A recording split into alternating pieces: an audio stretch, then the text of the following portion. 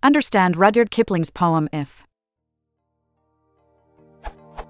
I came across Rudyard Kipling's poem If, quoted below.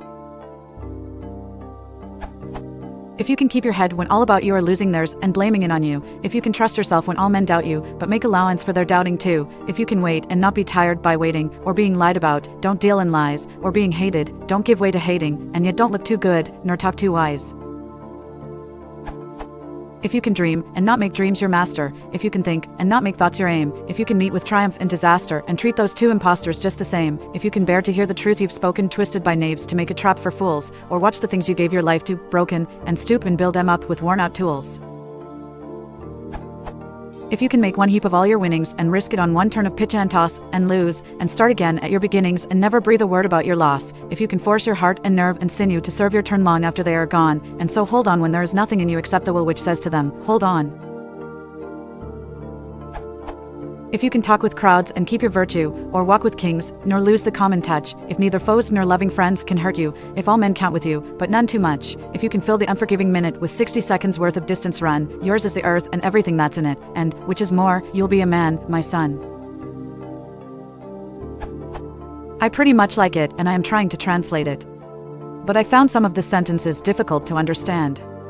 Maybe because English is not my native language, or because I am not used to poetry. Anyway, here are my questions. How to understand losing theirs and blaming it on you in the first stanza? In particular, what do the pronouns theirs and it respectively stand for? Why do the first and the second stanzas end with colons? How to understand yours is the earth in the last stanza? What does yours stands for? In the third stanza, what does to serve your turn long after they are gone mean? Particularly, what do turn and they respectively refer to? The turn in pitch and toss and winnings? Any help will be appreciated. Edit. Added question 4.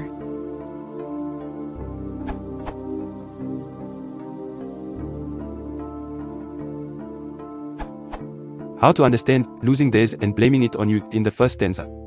In particular, what do the pronouns theirs and it respectively stand for? To keep your head means to remain calm, which is sometimes hard to do when the people around you, about you, are in panic mode. To remain calm in spite of their panic is therefore a virtue. The word theirs, then, means their heads, and the pronoun it is a substitute for the phrase, having lost their heads. Kipling is saying it is good to remain calm even when people are blaming their panic, i.e., it, on you. His psychological insight into human behavior is quite perceptive. Imagine a scenario in which only one person among many is calm while everyone else is in panic mode.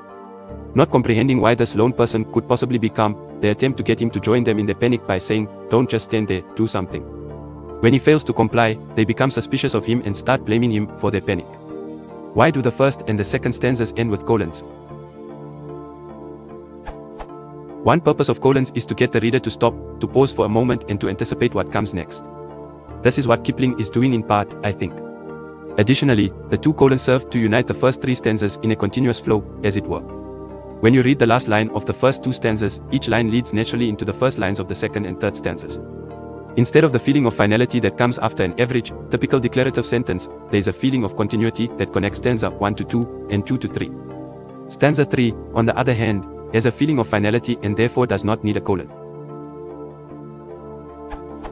Not having access to Kipling's original manuscript, which I assume would have been written by hand, Kipling described himself as irretrievably committed to the inkpot. I do not know for certain if Kipling used colons in stanzas 1 and 2 or not. To me, the inclusion makes sense. How to understand yours is the earth in the last stanza. What does yours stands for? Yours means simply belonging to you. Another saying which means essentially the same thing is, the world is your oyster. In other words, the world opens up for you, or to you, much as an oyster would, if you exemplify the virtues the poem praises. How many virtues do you find in the poem? There are quite a few, to be sure. Kipling is saying simply, if you embody these virtues, the world will be more accepting of you and what you have to offer. Put differently, the world, the earth, is yours. Generally, this is true, too, since the world generally prefers virtuous people.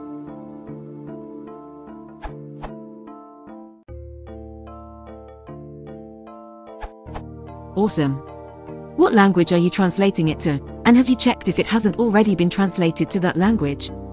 It's a well-known and famous poem, after all. That being said,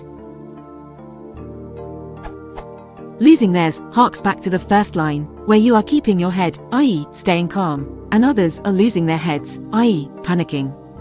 Theirs is a pronoun for their heads, or in other words, they are losing their heads while you are keeping yours. It is the act of their losing their heads that they are blaming on you, or at least, the situation that they are losing their heads over. I have no idea. Ask Kipling. Oh, wait, he's dead. Sorry. Yours is the earth, is the same thing as saying, the earth is yours, but the latter doesn't fit the scansion, or Kipling wanted to use an uncommon, but still correct, word order for emphasis.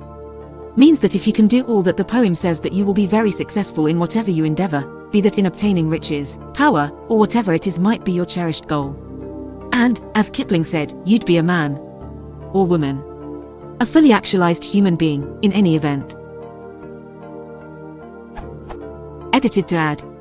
If you can keep your head when all about you are losing theirs and blaming it on you. Could be rendered non-poetically as, if you can remain calm when everyone else around you are panicking and blaming the situation on you.